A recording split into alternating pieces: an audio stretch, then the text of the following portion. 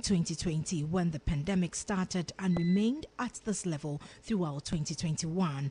Jory estimates that as many as 6 million TEUs of surplus containers now exist in the global equipment pool. While large by historic standards, Jory considers the surplus to be manageable for the industry.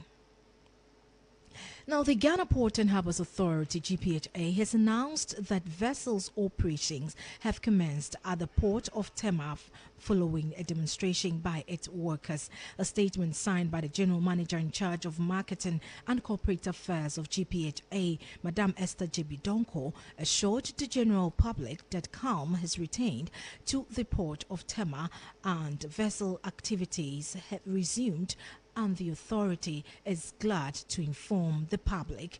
Now, the statement added that the authority regrets the hold-up of vessel operations in the port and extend its apologies to all stakeholders, including the shipping lines, importers and exporters, freight forwarders, transporters, and transit partners. Providing some background, the statement said the local labor union of GPHA staged an industrial action over the handling of 20% container tariffs.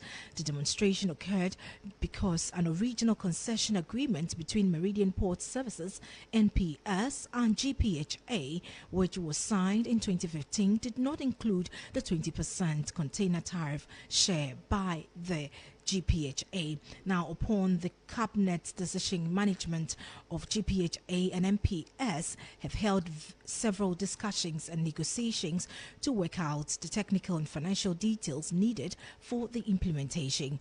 The GPHA unions, however, felt the implementation had delayed, hence the agitation and demonstration last week. In a seemingly patriotic gesture against a backdrop of rising inflation, CMA-CGM has announced it is lowering ocean freight rates to support the purchasing power of French household. It will introduce a €500,000 reduction, a €500 reduction per container on all import for its major retailer customers in France, its overseas territories for a year from 1st of August 2022. The move follows talks with the French government, and CMA-CGM is pleased to announce recent months have seen the Macron administration play the behind-the-scene role in the Marseille-based group as CMA-CGM declares this strategic position.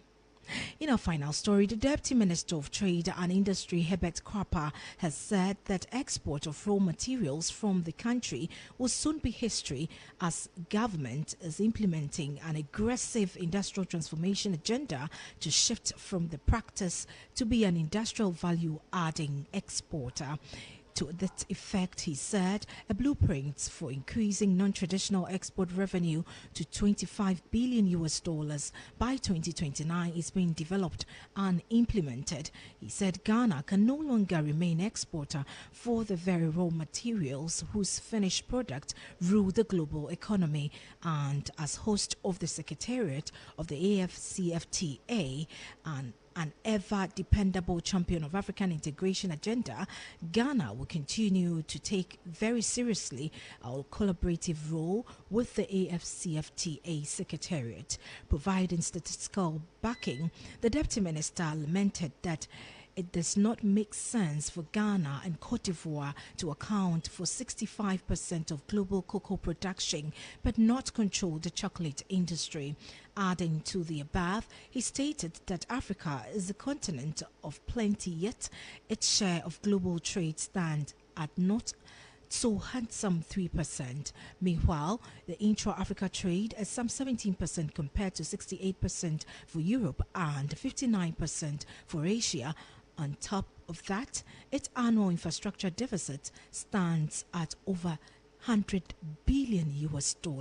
Nonetheless, he touted that African continental free trade, that's the AfTA, as by far the boldest vision for being transformational to the continent, and highlighted that government is putting in place measures that will capitalize on the industries and help boost the economy.